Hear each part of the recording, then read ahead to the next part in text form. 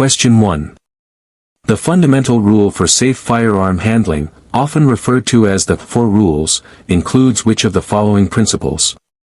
A. Always keep your finger on the trigger until you are ready to shoot. B. Always rely on the mechanical safety to prevent accidental discharge. C. Treat every firearm as if it were loaded. D. Point the firearm in any direction, as long as it's unloaded. Answer: C. Treat every firearm as if it were loaded. Treating every firearm as if it were loaded is a cornerstone of safe firearm handling, emphasizing that you should always maintain the highest level of caution regardless of your belief about the firearm's condition. This practice ensures that you consistently follow all other safety rules, such as controlling muzzle direction and keeping your finger off the trigger, preventing complacency. It's a critical mindset that promotes safe habits, just like always looking both ways before crossing the street, even on a quiet road. Always assume a firearm is loaded to avoid potentially dangerous mistakes. Question 2. In California, what is generally required for a private party firearm transfer between two residents? A. Only a verbal agreement between the buyer and seller. B. Registration of the firearm with local law enforcement within 24 hours. C. The transaction must be processed through a licensed firearm dealer, FFL. D. A background check is only required if the buyer appears suspicious. Answer: C. The transaction must be processed through a licensed firearm dealer, FFL. In California, nearly all private party firearm transfers between residents must be conducted through a licensed firearm dealer, also known as an FFL.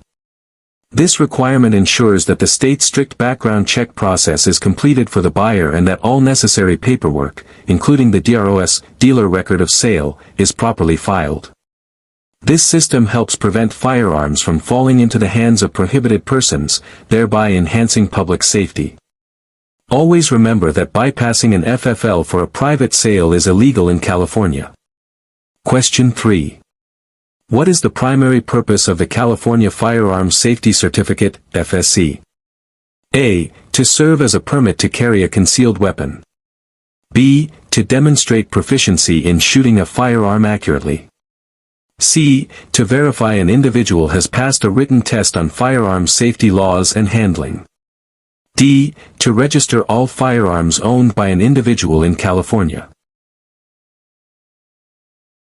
Answer: C. To verify an individual has passed a written test on firearm safety laws and handling.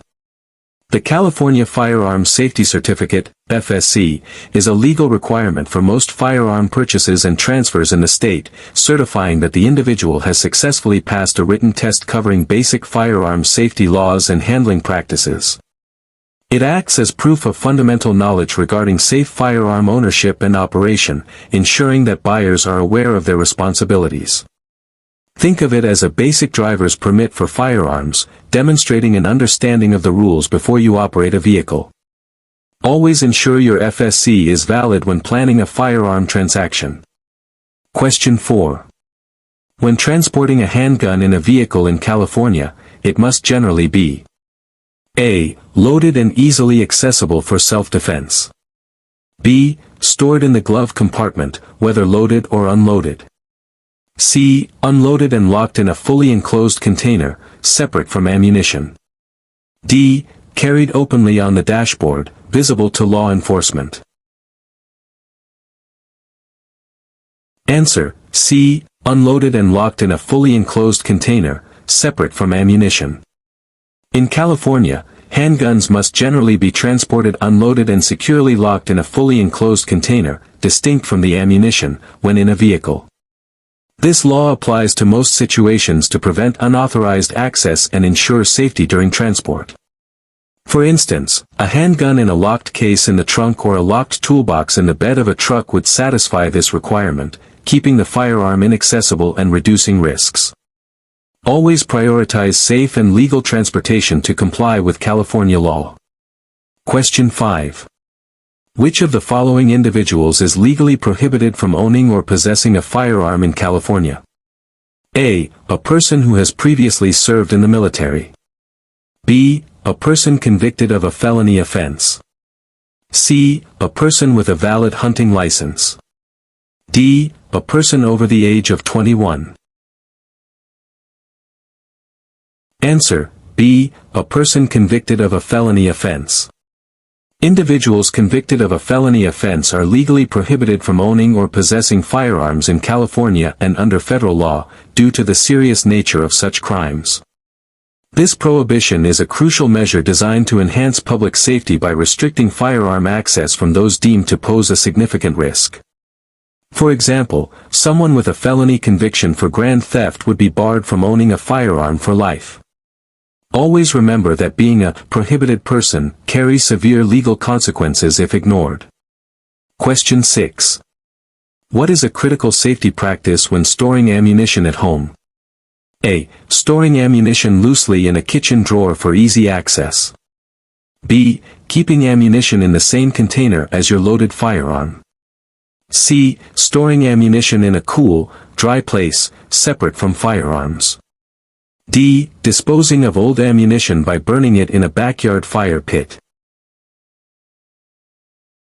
Answer: C. Storing ammunition in a cool, dry place, separate from firearms.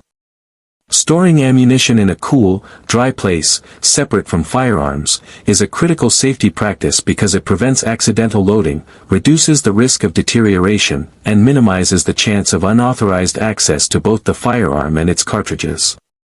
Proper storage, like keeping ammunition in its original packaging in a locked cabinet away from a separate locked firearm, helps maintain its integrity and prevents unintended use. Always keep your ammunition and firearms secured separately to prevent misuse. Question 7. Under California law, when is a person generally justified in using deadly force in self-defense? A. Whenever someone verbally insults them. B. Only when faced with an imminent threat of death or great bodily injury. C. To protect property from minor theft. D. When a person feels generally uncomfortable or threatened. Answer: B. Only when faced with an imminent threat of death or great bodily injury. In California, the use of deadly force in self-defense is generally justified only when an individual reasonably believes they are in imminent danger of suffering death or great bodily injury. This principle, known as the reasonable person standard, requires that the perceived threat is immediate and severe, not just a general feeling of discomfort. For example, if someone attacks you with a weapon, you may be justified, but not if they merely yell at you. Always remember that the use of deadly force is a last resort with grave legal consequences. Question 8. For most Californians, obtaining a concealed handgun carry (CCW) permit requires A. Only completing a basic firearm safety course. B. Demonstrating good cause, good moral character, and completing required training. C. Being a current or former law enforcement officer. D. Simply applying online and paying a fee. Answer: B. Demonstrating good cause, good moral character, and completing required training. To obtain a concealed handgun carry (CCW) permit in California, applicants must generally demonstrate good cause for carrying a concealed firearm, possess good moral character, and complete state-mandated training requirements. Unlike some other states, California's CCW issuances may issue, meaning law enforcement agencies have discretion based on these stringent criteria, making it more challenging to obtain. For instance, merely desiring to carry a firearm is typically not sufficient good cause. Always understand that meeting these requirements is essential for a CCW application in California. Question 9. What is the most important reason to use eye and ear protection when shooting firearms? A. To prevent lead exposure. B. To improve shooting accuracy.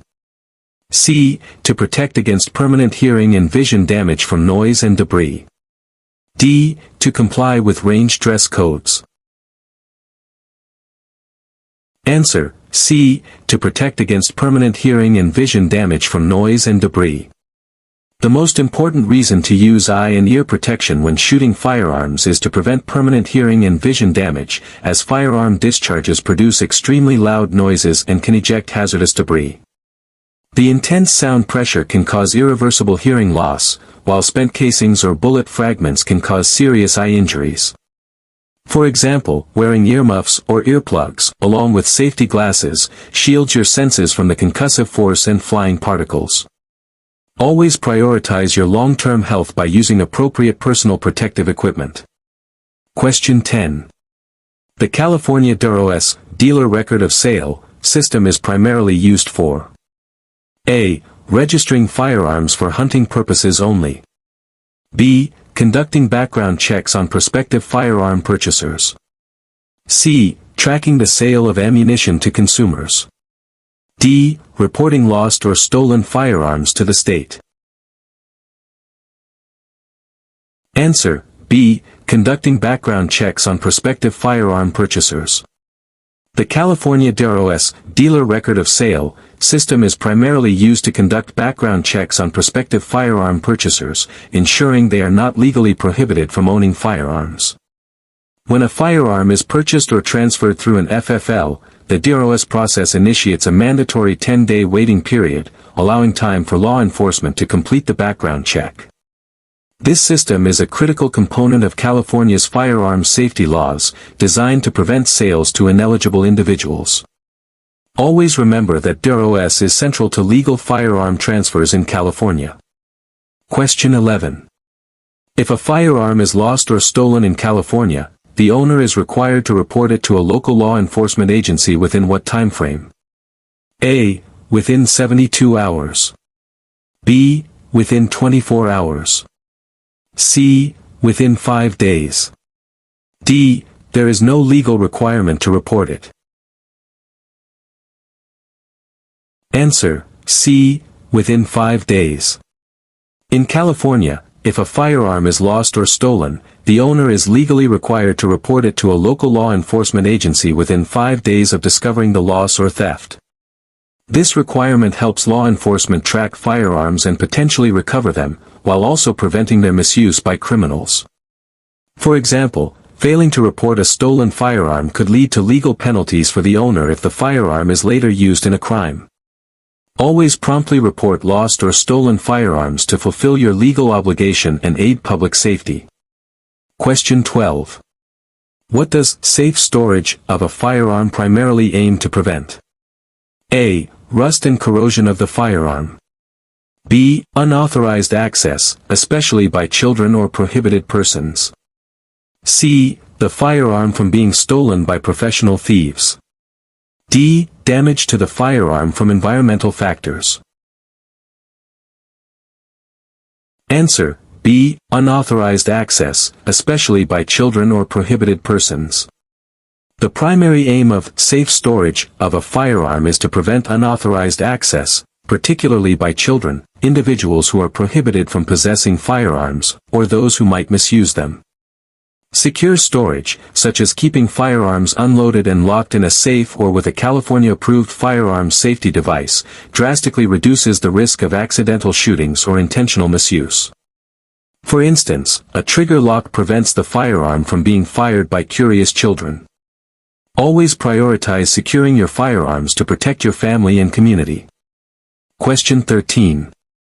When experiencing a firearm malfunction, the safest first step is generally to A. Immediately point the firearm at the ground and attempt to clear it. B. Point the muzzle in a safe direction, keep your finger off the trigger, and attempt to diagnose the issue. C. Hand the firearm to another person for them to fix.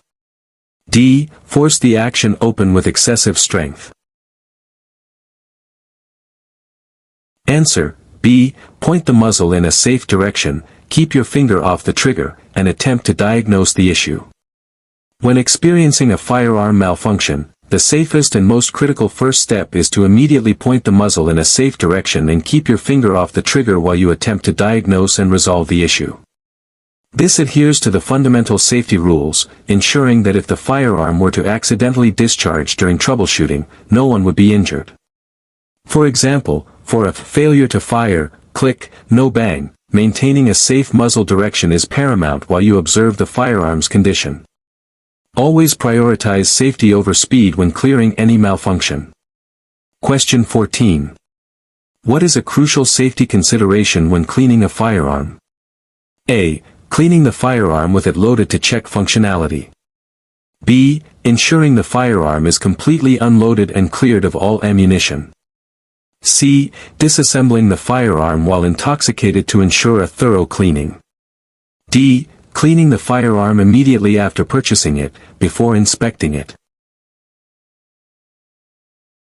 Answer: B. Ensuring the firearm is completely unloaded and cleared of all ammunition.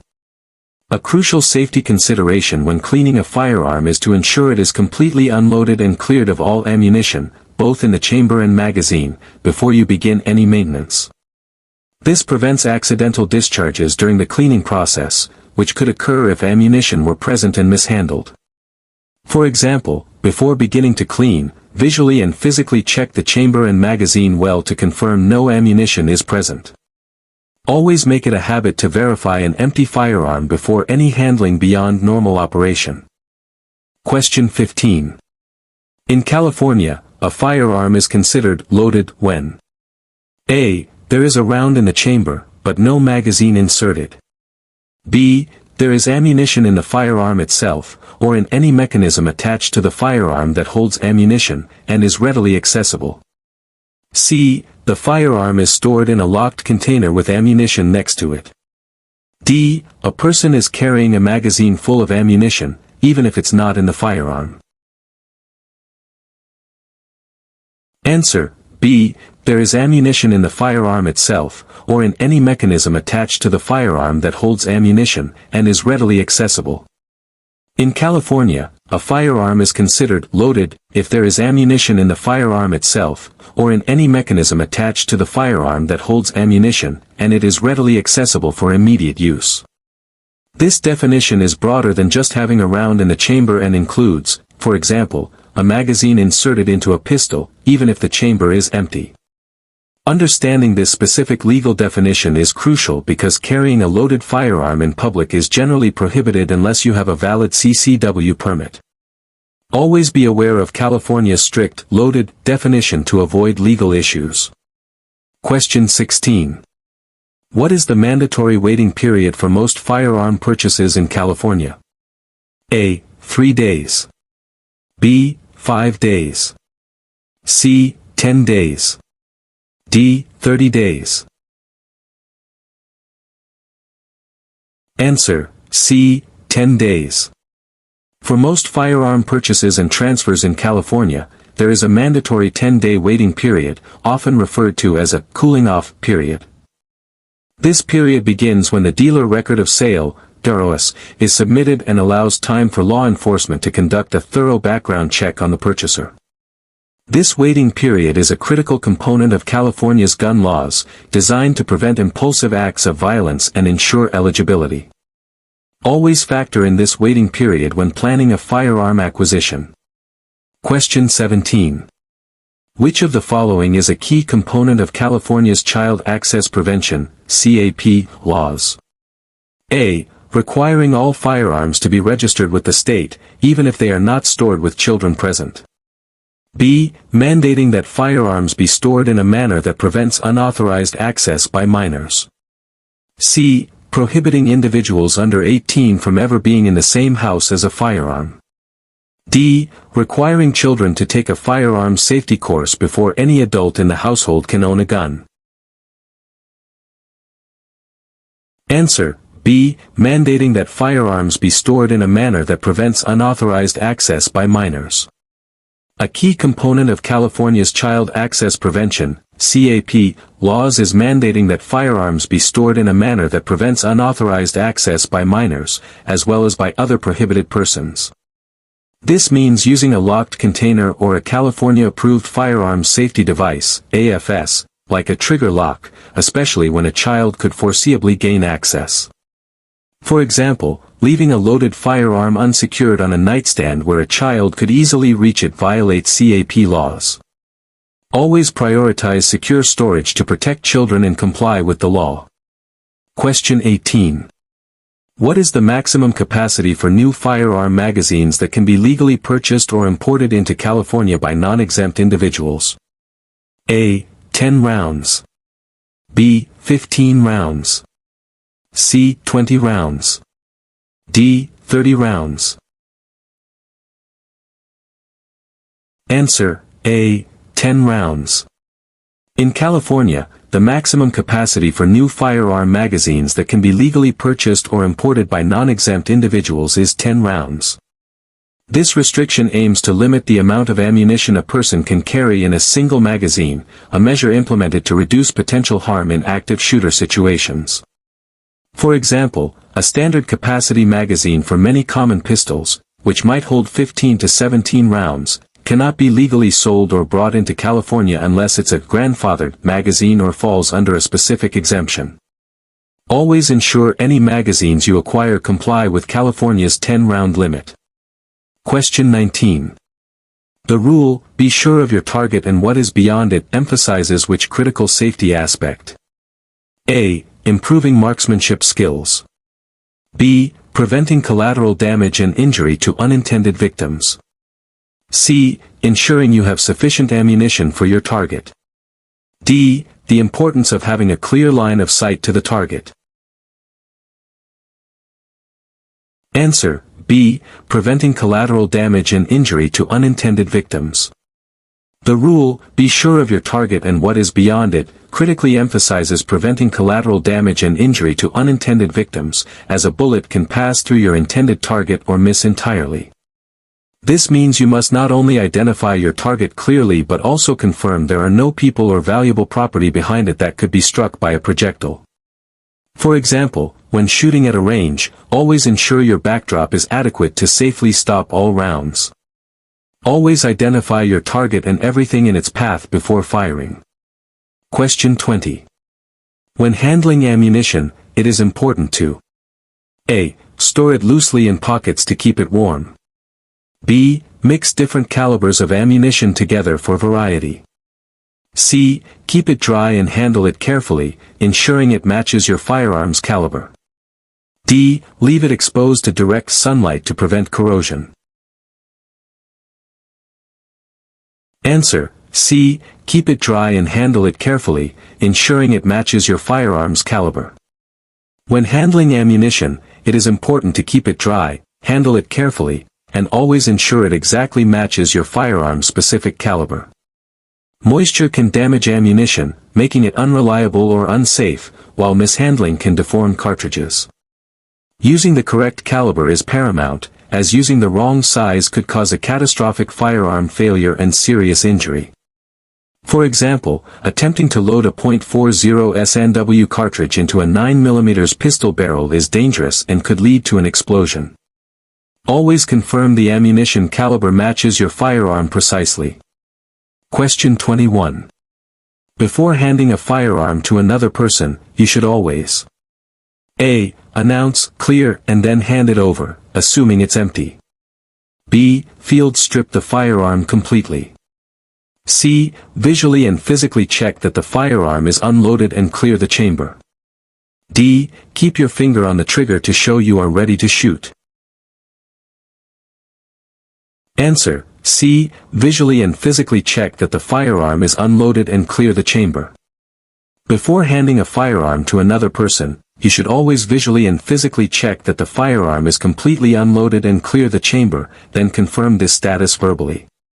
This two-step verification process, often called a press check and visual inspection, ensures both you and the recipient are certain the firearm is safe to handle.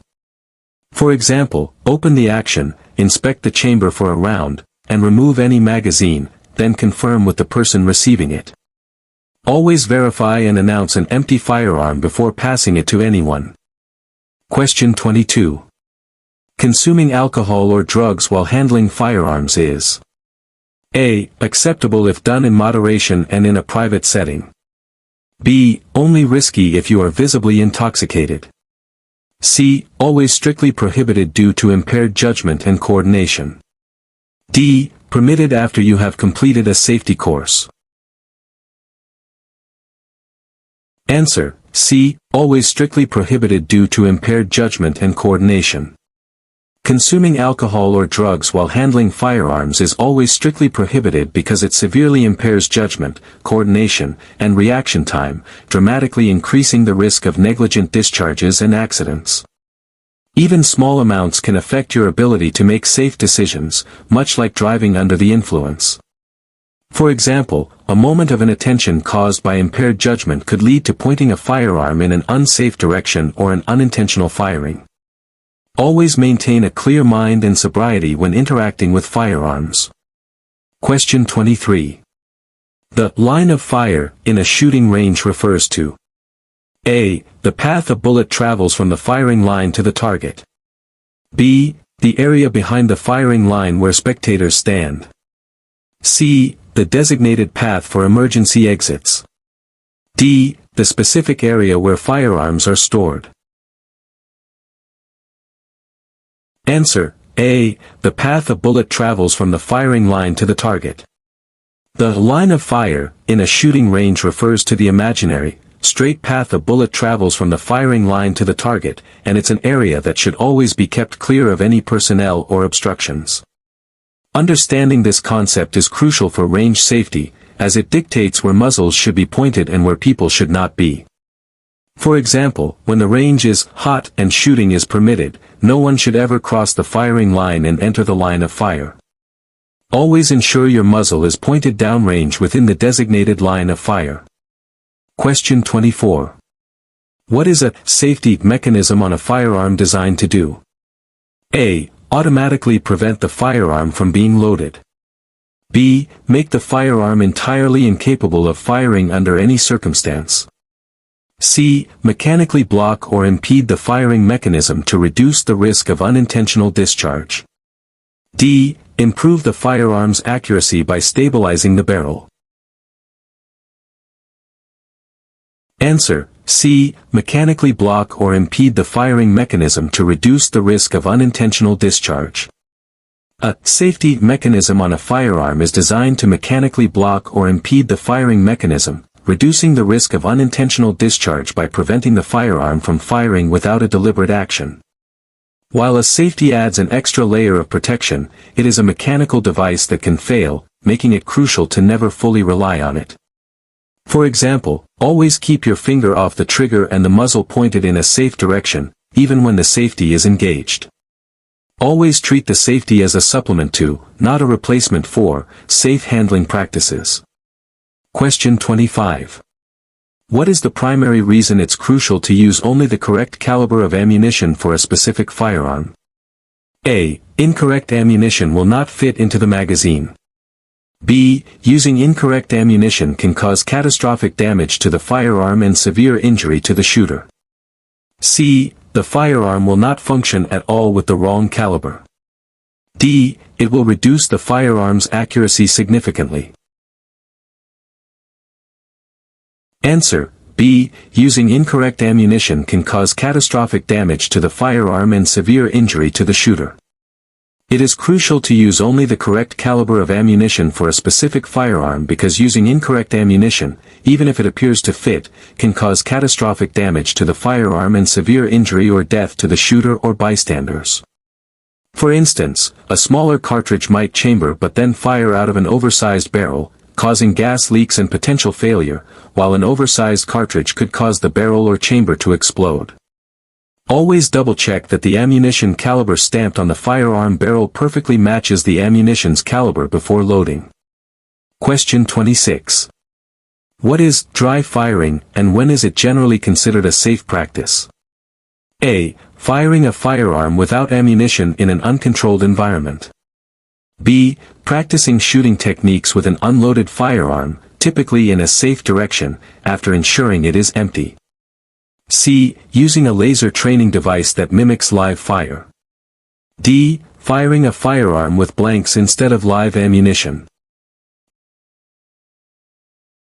Answer: B. Practicing shooting techniques with an unloaded firearm, typically in a safe direction, after ensuring it is empty. Dry firing is the practice of repeatedly manipulating and pulling the trigger of an unloaded firearm to develop proper shooting techniques, trigger control, and sight alignment. It is generally considered a safe practice only after you have thoroughly confirmed the firearm is completely unloaded and pointed in a safe direction, as if it were loaded. For example, you might practice your grip and trigger pull at home, pointing the unloaded firearm at a blank wall. Always follow all 4 fundamental safety rules diligently, even during dry firing. Question 27. Prolonged exposure to loud firearm discharges without hearing protection can lead to A. Improved hearing over time. B. Temporary hearing loss that fully recovers. C. Permanent hearing damage, including tinnitus, ringing in the ears. D. Increased spatial awareness. Answer: C. Permanent hearing damage, including tinnitus, ringing in the ears. Prolonged exposure to loud firearm discharges without adequate hearing protection can lead to permanent hearing damage, including conditions like tinnitus, which is a persistent ringing or buzzing in the ears, and irreversible hearing loss.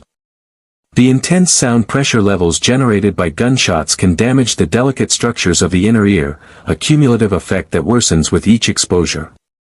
For example, even a single gunshot indoors without hearing protection can cause immediate and lasting damage.